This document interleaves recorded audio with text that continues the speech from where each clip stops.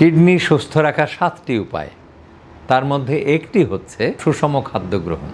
সুষম খাদ্য গ্রহণ বলতে খালি মাংস খেয়ে থাকবো এটা এই জন্য বলছি যে আমাদের দেশে ইদানিং বা সাম্প্রতিককালে এই মানে যারা অতিমাত্রায় স্বাস্থ্য সচেতন কিছু ডাক্তারও আছে তাদের মধ্যে, যে মানুষকে অতিরিক্ত প্রোটিন খাওয়ানোর চেষ্টা করছে, যে একসাথে 10-12টা ডিম আপনাকে খেতে হবে, কোনো কার্বস খাওয়া যাবে না, এরকম প্রচলন। এটা সঠিক নয়। সবগুলি মিলিয়ে আপনাকে খেতে হবে। কেমন? আপনার দেহের ভেতরে যেমন সবগুলি উপাদান আছে, তেমনি খাদ্যর মধ্যেও সবগুলি উপাদান থাকতে হবে। 6টি উপাদানে খাদ্য তৈরি, ঠিক প্রত্যেকটা উপাদান সঠিক মাত্রায় থাকতে হবে। এই জন্যে মাত্রা জেনে খাওয়ার আপনার দরকার নেই। আপনি র্যান্ডমলি খান।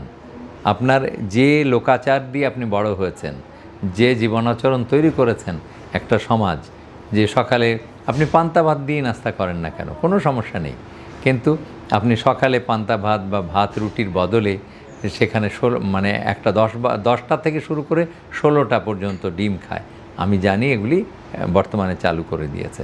অনেকে আরও প্রোটিন পাউডার বিদেশ থেকে কিনে নিয়ে এসে খাচ্ছে, যে আমার তো প্রোটিন বেশি দরকার, তাহলে মাংসপেশিগুলি মানে শক্তিশালী র্যাম্বো টাইপ হবে, হ্যাঁ, 6 প্যাক অ্যাবডোমেন হবে এরকম।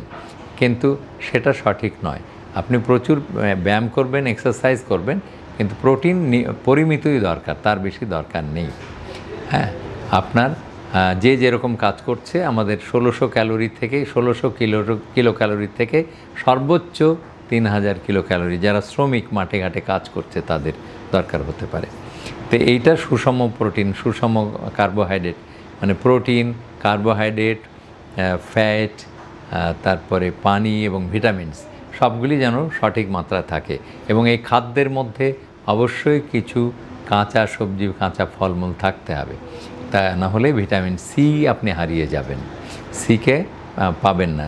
আর সি স্টোর করলে নষ্ট হয়, তাপে নষ্ট হয়, ফলে আপনি অবশ্যই কিছু কাঁচা সালাদ, কাঁচা সবজি খেতে হবে, এবং সেগুলি অবশ্যই নিরাপদ হতে হবে।